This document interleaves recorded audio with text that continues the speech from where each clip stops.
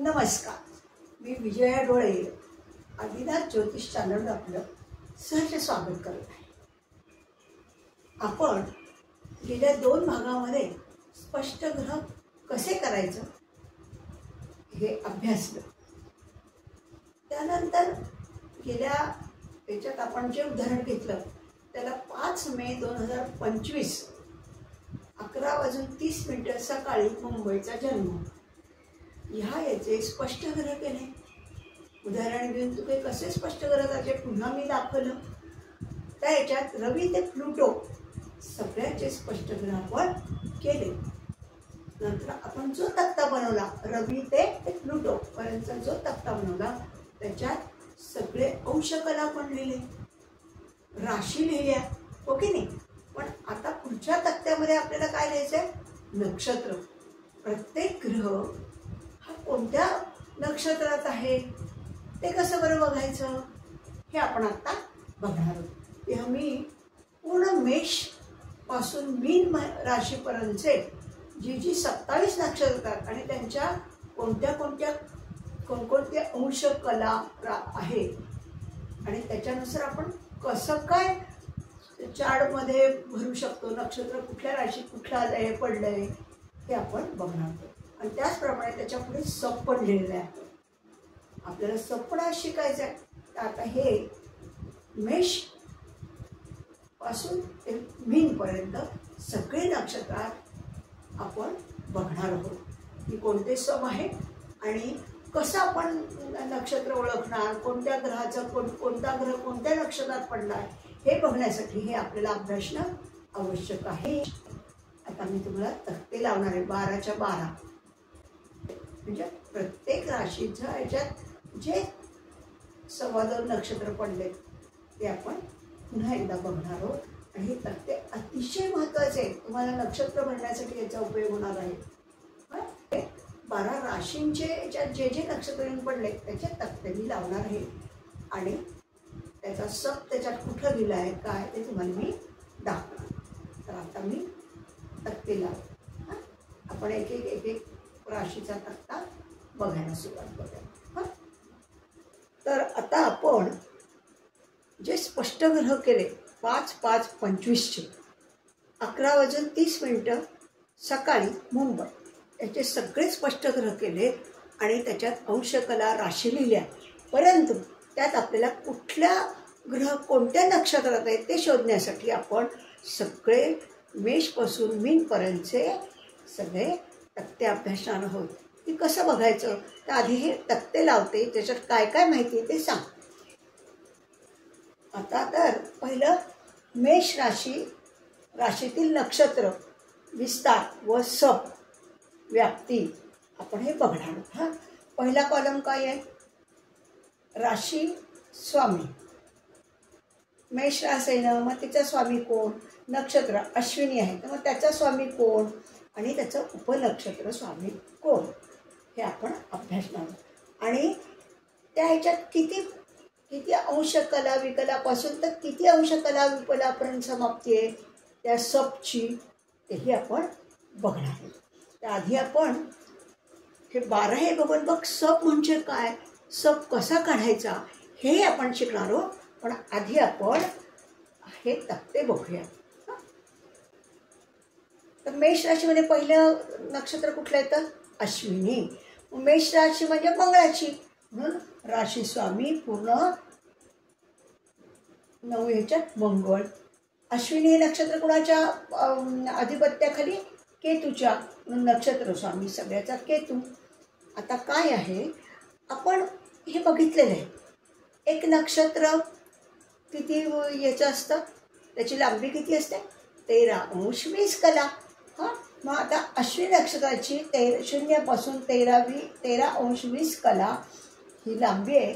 त्याच्यात कसे कसे राशी स्वामी, नक्षत्र स्वामी, उपनक्षत्र स्वामी आणि उपनक्षत्र स्वामीची कितीपासून कितीपर्यंत समाप्ती हे सगळं आपण ह्या चार्टमध्ये बघितलेलं आहे. आपण हा चार्ट तर केव्हाही तो नक्षत्र स्वामी असतो. आता इथे कोण आहे? केतू. तर त्याचाच पहिला उपनक्षत्र स्वामी तो नेहमी पहिला असतो. जो नक्षत्र स्वामी असतो तोच हे असतो.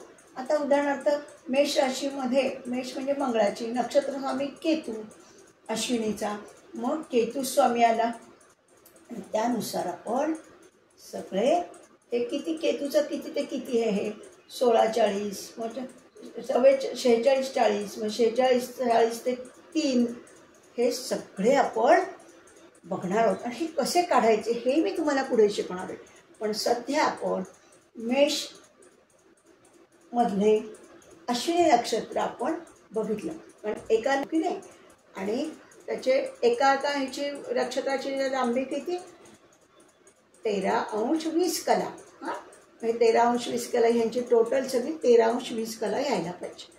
हां, मग आता आपण अश्विनी म्हणून केतू, मग केतूनंतर शुक्र, शुक्रानंतर रवी, हा महादशेचा क्रम सुद्धा ठरलेला आहे.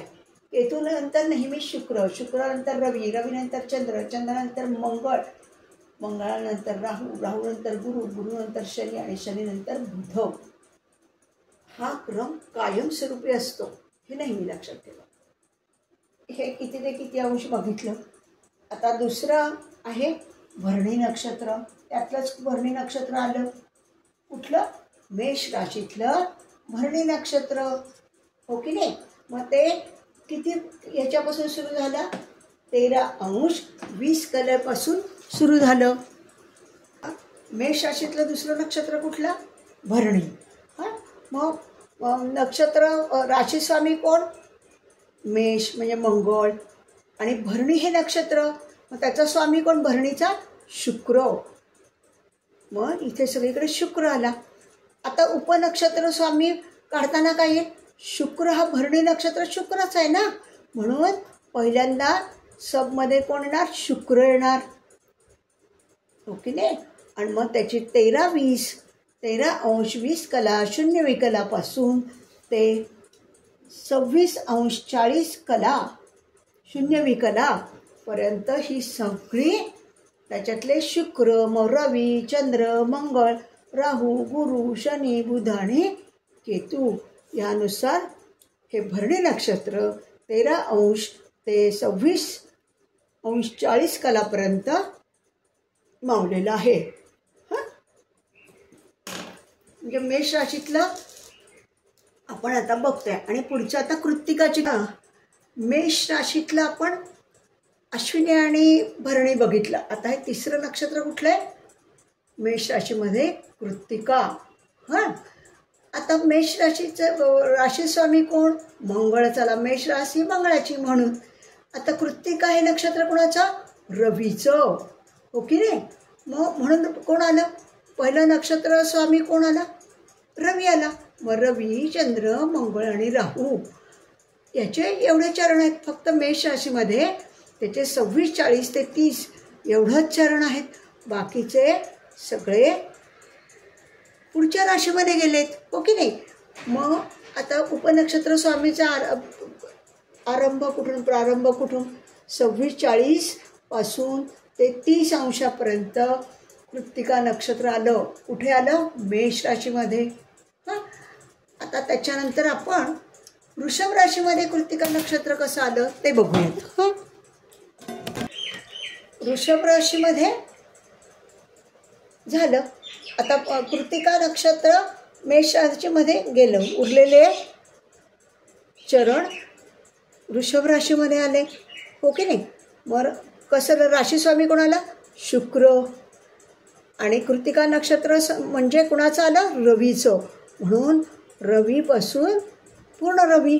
पण आता इथं मात्र कारण कृत्तिका नक्षत्र इथून सुरू झालं मेष राशीमध्ये, तेव्हा पहिल्यांदा राहू रवी आला.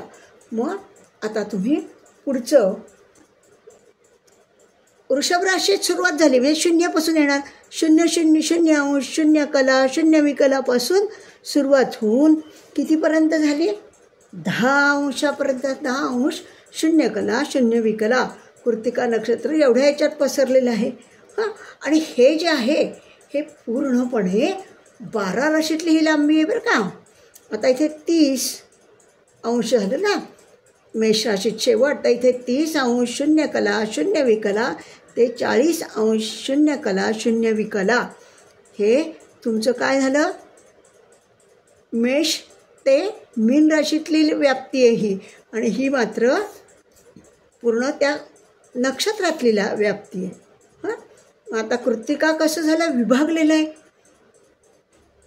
हो की नाही? विभागलं म्हणजे कसं, मेषेत गेले काही चरण आणि काही चरण वृषभ राशीत आलेत. मग वृषभ राशीमध्ये 0 ते 10° कला 0 विकलापर्यंत आलेलं आहे. याचे उपनक्षत्र ह्याच्या पुढे दिलेलेच आहेत आपल्याला. आलं का लक्षात? हां, आता आपण पुढचं तक्ता लावूया. आपण वृषभ राशीमध्ये रोहिणी नक्षत्र बघणार आहोत. 3 आणि 3 6 आणि 3 9 रोहिणी नक्षत्र पूर्ण मावले बरं का. त्याच्यात काही 2 राशीमध्ये विभागलेलं नाही. हां, आता रास कोणती, राशी स्वामी कोण, वृषभेचा शुक्र, म्हणून सगळीकडे शुक्र आला. नंतर रोहिणी नक्षत्र कुणाचं आहे, चंद्राचं, म्हणून नक्षत्र स्वामी सगळीकडे चंद्र आला. मग आता नक्षत्र रोहिणी म्हणजे चंद्राचं आहे, म्हणून उपनक्षत्र स्वामी पहिल्यांदा कोण आला, चंद्र. मग मंगळ, मग राहू, गुरु, शनी, बुध, केतू, शुक्र आणि रवी, ह्या पद्धतीने सगळे 9च्या 9 ग्रह मावलेले त्याच्यात. याचा सुरुवात कुठून झाली, मागचा आपण 10° हे पाहिलं होतं. 10° 0 कला 0 विकलापासून सुरुवात होऊन शेवट कुठे आला, 23° 20 कला 0 विकला. हा रोहिणी नक्षत्रातला हे विस्तार आहे. आणि याच्यात किती आलं, 40° 0 कला 0 विकला हे कशात आहे, ते 53° 20 कला 0 विकला. मेष ते मीनमध्ये हा विस्तार आहे. येत आहे का लक्षात? हां, हा चार्ट अतिशय हे महत्त्वाचे आहेत. हे सगळे तुम्ही वारंवार तुम्हाला लागणार आहेत बघायला. वृषभ राशीमध्ये पुढचं कुठलं नक्षत्र आले, तर मृग नक्षत्र आले. हां, तर वृषभ रास कुणाचे आहे, राशीस्वामी कोण, शुक्र. मृग नक्षत्र कुणाचं आहे बरं, तर मंगळाचं, म्हणजे नक्षत्र स्वामी मंगळ आला, हो की नाही? म्हणून काय झालं, उपनक्षत्र स्वामी पहिला कुणाचा आला, नक्षत्र स्वामीचा, म्हणून मंगळाचा आला. म्हणून वर किती आला, 23° 20 कला 0 विकलापासून सुरुवात झाली, प्रारंभ, ते पुढे शेवटपर्यंत कुठे आला, 30° आलं. 30° 0 कला 0 विकला. आणि मेषपासून मीनपर्यंतच्या याच्यात कुठपर्यंत विस्तार आला त्याचा, तर 53° 20 कला 0 विकला इकडे आल्या, ते 60° 0 कला 0 विकला. येत आहे का लक्षात? आपण काय केलं आहे, राशी आहे, राशी स्वामी लिहिला, मग त्यात कुठलं नक्षत्र आलं त्याचा स्वामी लिहिला, आणि उपनक्षत्र स्वामी सगळ्यात पहिल्यांदा जो नक्षत्र स्वामी त्याचा येणार, आणि बाकी त्यानुसार महादशेनुसार सगळे मांडून घेतलेले आहेत. आणि मग त्याचा विस्तार किती किती अंशाचा, हा विस्तार कसा होतो हे पण आपण उपनक्षत्र स्वामी शिकताना शिकणार आहोत. हां, आता मी पुढचं लावते तक्ता. आता मिथुन रास सुरू झाली. हां, आणि मिथुनेमध्ये मृग नक्षत्राचं उरलेली चरण आले. हां, आधी वृषभेत आलं, आता मिथुनेत उरलेलं चरण आलं. आता बघा, मिथुन ही कोणाची रास आहे, राशीस्वामी कोण मिथुनेचा, बुध, म्हणून आपण सगळीकडे बुध लिहिलं. मृग नक्षत्र आलं, तो कुणाचं आहे, मंगळाचं, म्हणून मंगळ आलं. आणि त्याच्यात बुध पहिल्यांदा आला, मग याचं हे काय आलं, आणि मंगळ मागच्या याच्यात आलं म्हणून ते मंगळ तेव्हा आला होता. आता याचा प्रारंभ कुठून आला, कारण मिथुन राशी सुरुवात झाली, मग त्या राशीचा प्रारंभ किती, 0° 0 कला 0 विकला पासून सुरू होऊन मृग नक्षत्र कुठे संपलंय, 6° 40 कला 0 विकलावर संपलंय. त्याच्यात बुध, केतू, शुक्र, रवी, चंद्र हे उपनक्षत्र स्वामी आलेले आहेत. त्यांचा प्रारंभ आणि समाप्ती आपण लिहिलेली आहे. हां, आता 60° 0 कला आणि 0 विकला ते 66° 40 कला 0 विकला, हे काय झालं, मेष ते मीनमधले त्याचा विस्तार आहे. हां, याला मृग नक्षत्र आपलं मिथुन राशीमध्ये उरलेलं पूर्ण झालं. आता मिथुन राशीमध्ये पुढचं नक्षत्र कुठलं आहे? आर्द्रा. मिथुन राशी कोणाची आहे? बुधाची आहे. त्याचा मिथुन राशीचा राशीस्वामी कोण? बुध. आणि त्याच्यात आता आर्द्रा नक्षत्र आलं. आर्द्रा नक्षत्र कोणाचं आहे? राहूचं आहे. हे नक्षत्र स्वामी राहू आला, हो की नाही? मग आता इथं उपनक्षत्र स्वामी पहिल्यांदा कोण येईल? राहूच येईल. जो नक्षत्र स्वामी सुरुवातीला असतो त्याचाच पहिला उपनक्षत्र स्वामी, नंतर पुन्हा ओळीने महादशेनुसार राहू, नंतर गुरु, नंतर शनी, बुध, केतू, शुक्र, रवी आणि चंद्र आणि मंगळ. हां, आता हे मात्र आर्द्रा नक्षत्र पूर्णच्या पूर्ण याच्यात मावलेलं आहे बरं का. म्हणजे हे कुठून आलं? वर मृग नक्षत्राची समाप्ती कुठे आली? 6:40 कला 0 विकला.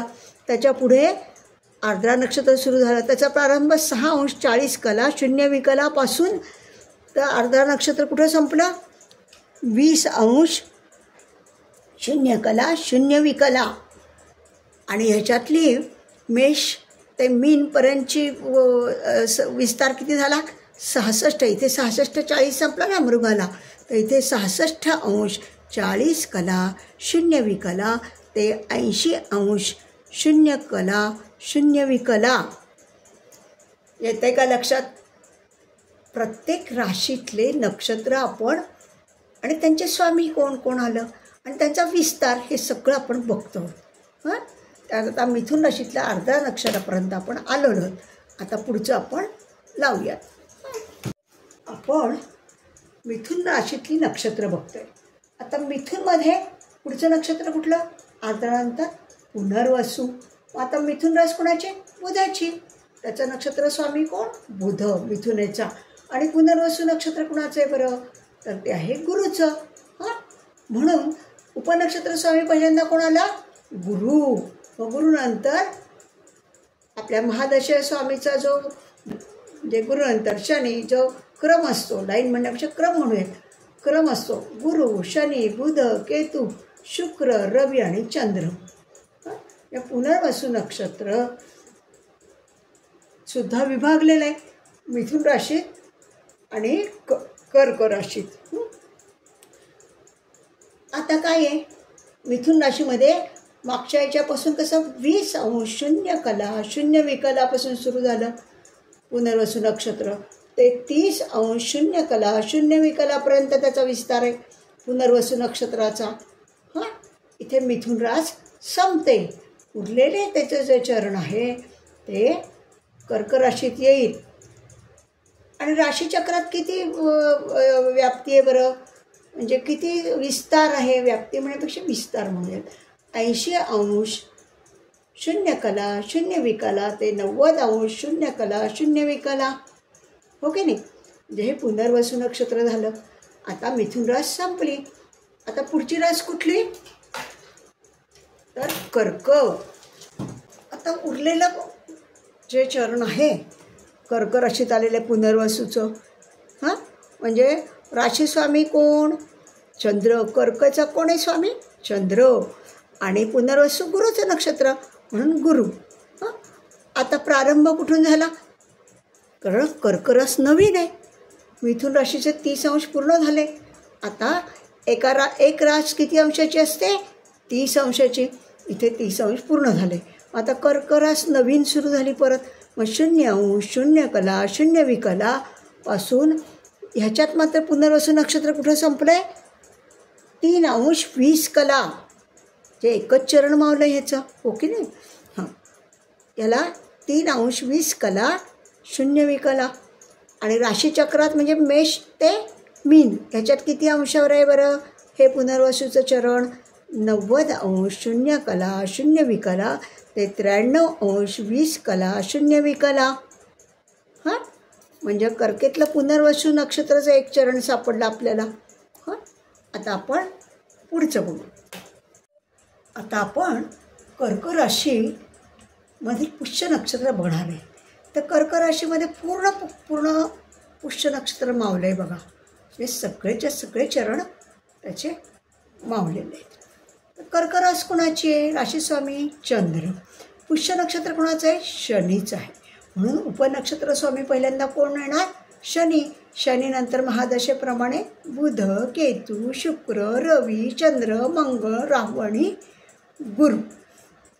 आता पुष्य नक्षत्र कितीपासून सुरू झालं आहे? 3° 20' 0 कितीपासून सुरू झालं आहे? 3° 20' पासून सुरू होऊन संपले कुठे? 16° 40' आणि 0 जे पूर्णचं पूर्ण नक्षत्र कर्क राशीत मावलेलं आहे. आता त्याच्या राशीचक्रामध्ये काय आहे? 93° 20' 0 ते 106° 40' 0 हा विस्तार आहे राशीचक्रातला. कर्क राशीतील आश्लेषा नक्षत्र आपण बघतो. कर्क रास स्वामी कोण? चंद्र. आश्लेषा नक्षत्र कोणाचं आहे बरं? तर बुधाचं आहे. म्हणजे नक्षत्र स्वामी बुध आला. म्हणून उपनक्षत्र स्वामी सगळ्यात पहिल्यांदा कोण आला? तर बुध. बुधानंतर महादशेप्रमाणे केतू, शुक्र, रवी, चंद्र, मंगळ, राहू, गुरु आणि शनिवार काय ते गुरु लिहिल्या गेलं वाटतं, शनी. असं हे आश्लेषा नक्षत्र पूर्णपणे आलेलं आहे कर्क राशीमध्ये. आता याची सुरुवात कुठून झाली? वर किती 16:40 समाप्ती आहे पुष्य नक्षत्र. म्हणून आरंभ कुठून झाला? प्रारंभ 16°40' 0 पासून ते 30° 0 जे इथे कर्करास पूर्ण संपली. 30° आले म्हणजे पूर्ण संपली. आणि राशीचक्रात काय आहे? 106°40' संपले. म्हणून 106°40' 0 ते 120° 0 वर कर्करास जे राशीचक्रातले अंशकला आहेत.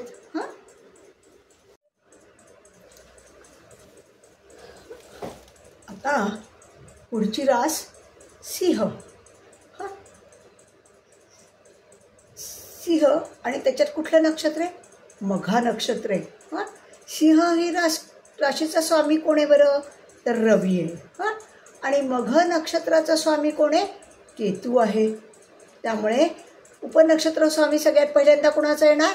मघाचा केतू. म्हणून केतू येणार. मग महादशा स्वामीचा क्रम जसा आहे त्यानुसार केतू, शुक्र, रवी, चंद्र, मंगळ, राहू, गुरु, शनी आणि बुध ह्यानुसार काय झालं? उपनक्षत्र स्वामी मांडून घेतले. आता मघा नक्षत्राचं कुठपासून कुठपर्यंत आहे बघा बरं. सिंह रास आता पहिल्यांदा सुरू झाली. म्हणून सिंह राशीला प्रारंभ म्हणून किती आहे? 0° 0 पासून सुरुवात होऊन मघा नक्षत्र कुठे संपलंय? 13° 20' 0 एक नक्षत्राची लांबी किती असते? 13° हो की नाही? मग इथं ते संपलेलं आहे. आता राशीचक्रात काय? 120° 0 ते 133° 20 0 हे राशीचक्र म्हणजे मेष ते किती? मीनपर्यंत. सिंह राशीतील पूर्व फाल्गुन नक्षत्र बघायचं आपल्याला. सिंह राशीचा राशी स्वामी कोण? रवी. आणि पूर्व फाल्गुनीचा नक्षत्र कोण? स्वामी शुक्र. इथे पूर्व फाल्गुन पहिल्यांदाच आलं हो की नाही? पूर्ण पूर्व फाल्गुनी नक्षत्र सगळे चरण ह्याच्यात आहेत. म्हणजे पूर्ण पूर्व फाल्गुनी नक्षत्र सिंह राशीत मावलेलं आहे. त्यामुळे पहिल्यांदा कोण आलं? उपनक्षत्र स्वामी शुक्र. मग महादशेप्रमाणे शुक्रानंतर रवी, चंद्र, मंगळ, राहू, गुरु, शनी, बुध आणि केतू ह्यानुसार उपनक्षत्र स्वामी आले. मग प्रारंभ कुठून झाला? इथे 13-20 संपला मघ नक्षत्र. मग पुढे 13-20 पासून 13° 20' 0 ते पुढे कुठपर्यंत आलं? ते पूर्व फाल्गुनी नक्षत्र 26° 40' 0 इथपर्यंत आलं. त्याच्यानंतर राशीचक्रात काय आलं? 133 अंश 20 कला ते 146 अंश 40 कला. म्हणजे सिंह राशीमध्ये पूर्व फाल्गुनी नक्षत्र पूर्ण आलं आणि मग हा पण पूर्ण आलं. हां, आता पुढचं बघूयात आपण. सिंह राशीतलं पुढचं नक्षत्र उत्तरा फाल्गुनी. हां, आता काय झालं बरं? सिंह रास कोणाची आहे? सिंह राशीचा स्वामी कोण? रवी. आणि उत्तरा फाल्गुनी किंवा उत्तरा म्हणतात ते रवीचं नक्षत्र झालं. म्हणजे दोन्हीकडे रवी आलं आणि उपनक्षत्र स्वामी पहिला कुठला येईल? रवीच येईल. त्याचं कारण काय? उत्तरा फाल्गुनी नक्षत्र आहे ना, म्हणून रास पण रवीची, नक्षत्र पण रवीचं आणि उपनक्षत्र स्वामी प्रथम रवी येणार. आता सुरुवात कुठून झाली? उत्तरा फाल्गुनीला 26 अंश 40 कला 0 विकला पासून 30 अंश 0 कला 0 विकला. जे इथे सिंहरास संपली 30 अंशावर. आलं का लक्षात? हां, आता ह्याच्यात पण सगळ्यात पहिल्यांदा रवी, चंद्र, मंगळ आणि राहू यानुसार झालेलं आहे. आणि आता राशीचक्रात जे मेष ते मीनमध्ये कुठं आलं बरं? 146 अंश 40 कला 0 विकला ते 150 अंश 0 कला 0 विकला. हां, आता आपण कन्या रास बघू. कन्या राशीमध्ये उत्तरा फाल्गुनीचं पुढचं चरण आहे, हो की नाही? हां, म्हणजे उत्तरा फाल्गुनी नक्षत्र सिंह आणि कन्यामध्ये विभागलेलं आहे. हां, आता कन्या रास कुणाची बरं? कोण राशी स्वामी? तर बुध आहे आणि उत्तरा फाल्गुनीचं रवी आहे, हो की नाही? आणि आता इथे राहू का आला? रवी का आला नाही? कारण वर रवी जेव्हा सुरू झालं नक्षत्र तेव्हा सगळ्यात पहिल्यांदा रवी झाला. हां, आता राहू, गुरु, शनी, बुध, केतू, शुक्र ह्यानुसार हे झालेलं आहे. आता प्रारंभ कुठून? ह्याला कन्या रास आहे, नवीन रास सुरू झाली म्हणून 0 अंश 0 कला 0 विकला पासून उत्तरा फाल्गुनी याच्यात कुठपर्यंत आलं? तर 10 अंश 0 कला 0 विकलापर्यंत मावलं. हां, राशीचक्रात त्याची व्याप्ती काय आली बरं? तर 150 अंश 0 कला 0 विकला ते 160 अंश 0 कला 0 विकला. म्हणजे कन्या राशीत आणि सिंह राशीत दोन्ही याच्यात उत्तरा किंवा उत्तरा फाल्गुनी नक्षत्र पूर्ण मावलेलं आहे. हां, पुढच्या कन्या राशीतली नक्षत्र आपण बघूयात. कन्या राशीतलं आपल्याला हस्त नक्षत्र बघायचं आहे. आता कन्या राशीचा राशीस्वामी कोण? बुध. हां, आता हस्त नक्षत्र पूर्ण आलं बरं का ह्याच्यात. म्हणजे सगळेच्या सगळे चरण ह्याच्यात मावलेले आहेत, विभागलेलं नाही. हां, आता हस्त नक्षत्र कुणाचं आहे बरं? तर चंद्राचं आहे. म्हणजे हस्त नक्षत्राचा स्वामी कोण? चंद्र. म्हणून उपनक्षत्र स्वामी सगळ्यात पहिल्यांदा कोण आहे? चंद्र. मग महादशेप्रमाणे चंद्र, नंतर मंगळ, राहू, गुरु, शनी, बुध, केतू, शुक्र आणि रवी असं हस्त नक्षत्र. आता त्याचा प्रारंभ कुठून आहे? 10 अंश 0 कला 0 विकला पासून हस्त नक्षत्र सुरू होऊन 23 अंश 20 कला 0 विकलावर संपलेला आहे. हां, आणि त्याचा राशीचक्रामध्ये किती विस्तार आहे बरं? 160 अंश 0 कला 0 विकला ते 173 अंश 20 कला 0 विकला. हे 13 अंश 20 कला पूर्णपणे हस्त नक्षत्र कन्या राशीत मावलेलं आहे. हां, आता आपण पुढचं नक्षत्र चित्रा कुठं मावते बघूयात. आता कन्या राशीमध्ये चित्रा नक्षत्र. हां, कन्या राशीस्वामी बुध. चित्रा नक्षत्र कुणाचं आहे बरं? नक्षत्र स्वामी कोण आहे? मंगळ आहे. म्हणून पहिल्यांदा काय होईल? मंगळाचं उपनक्षत्र स्वामी मंगळ येईल. मंगळ नंतर राहू, नंतर गुरु, नंतर शनी. हां, आता प्रारंभ कुठून झाला आहे याचा? तर हस्त नक्षत्र कुठे संपले? 23 अंश 20 कला 0 कलाला संपले.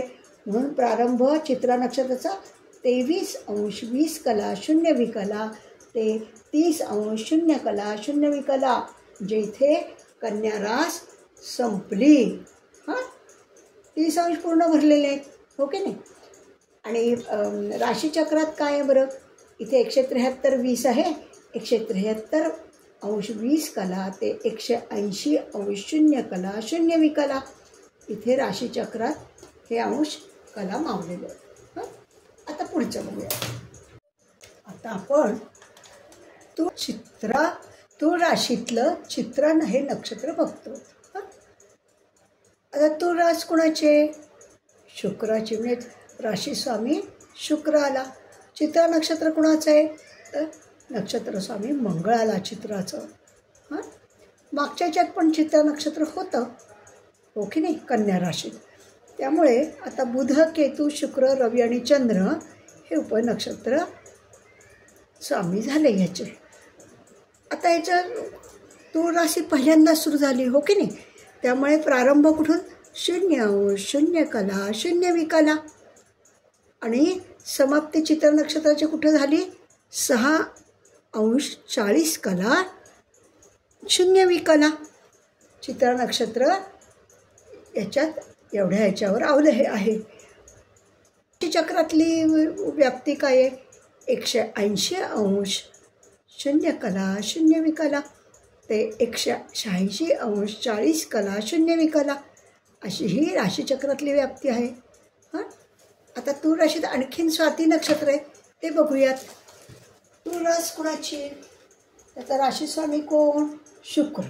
आणि स्वाती नक्षत्र आले. आता त्याच्यात स्वाती नक्षत्र हे पूर्ण आलेले, तूळ राशीत पूर्ण आहे स्वाती नक्षत्र. मग स्वातीचा स्वामी कोण आहे, नक्षत्र स्वामी राहू, हो की नाही. म्हणून नक्षत्र उपनक्षत्र स्वामी पहिल्यांदा कोणाला, राहू आला. आणि प्रारंभ स्वाती नक्षत्राचा कुठून झाला, वर चित्रा नक्षत्र 6 अंश 40 कला 0 विकलाला संपलं आहे. म्हणून प्रारंभ 6 अंश 40 कला 0 विकला पासून ते 20 अंश 0 कला 0 विकलापर्यंत स्वाती नक्षत्र आहे. हे पूर्णच्या पूर्ण नक्षत्र त्याच्यात आलेलं आहे. एका नक्षत्राची लांबी किती, 13 अंश 20 कला. आणि एका राशीत नक्षत्र किती नक्षत्राचे चरण किती मावतात, 9. आणि राशीची लांबी किती आहे, एक रास किती अंशाची असते, 30 अंशाची. राशी चक्रात काय आहे बरं, याची व्याप्ती 886 अंश 40 कला ते 200 अंश 0 कला 0 विकला.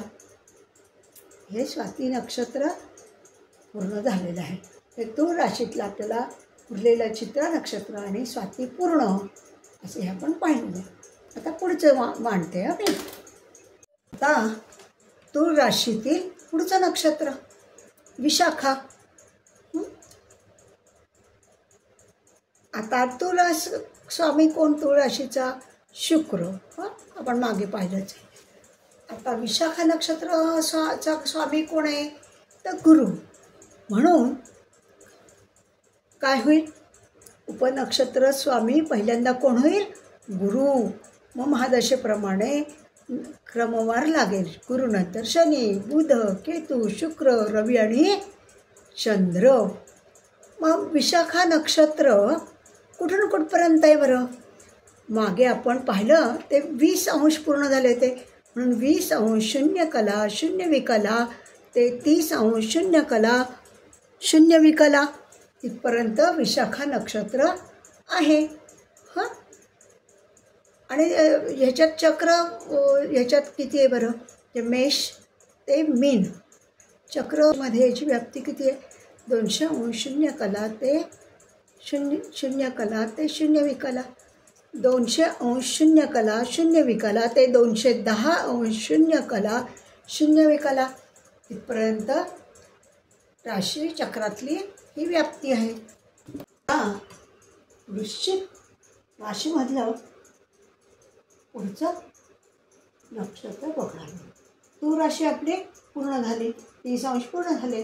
आता वृश्चिक राशीमध्ये विशाखा नक्षत्र आहे, जे विशाखा 2 राशीमध्ये विभागलं आहे, तूळ राशीमध्ये आणि वृश्चिक राशीमध्ये. तर वृश्चिक राशीचा राशीस्वामी कोण, तर मंगळ. आणि विशाखा म्हणजे कोणता नक्षत्र स्वामी विशाखाचा? गुरु. त्यामुळे उपनक्षत्र स्वामी पहिल्यांदा विशाखा वर येऊन गेलं म्हणून गुरु येऊन गेला. आता चंद्र, मंगळ आणि राहू. आता कुठून प्रारंभ आहे बरं? वृश्चिक राशी नवीन रास आहे, नवीन सुरू झाली का नाही? तूळ रास इथे संपली म्हणून 0 अंश 0 कला 0 विकलापासून विशाखा नक्षत्र सुरू झालं आहे. ते कुठे, हे चरण कुठे संपते? 3 अंश 20 कला 0 विकला, म्हणजे एकच चरण वृश्चिक राशी मावलेलं आहे विशाखाचं. हां, आणि हे काय राशीचक्रात काय व्याप्ती याची? 210 अंश 0 कला 0 विकला, 213 अंश 20 कला 0 विकला. हां, आता आपण पुढचं नक्षत्र बघू. नमस्कार. आपण ज्या नक्षत्र स्पष्ट ग्रहांच्यामध्ये कसे भरायचे, कसे शोधायचे हे बघतो आहे. ते ह्या भागामध्ये आपण विशाखा नक्षत्रापर्यंतच हा भाग आपण ठेवतोय आणि याच्या पुढचा भाग अनुराधा नक्षत्रापासून पुढे आपण कंटिन्यू करतोय. हां, नमस्कार.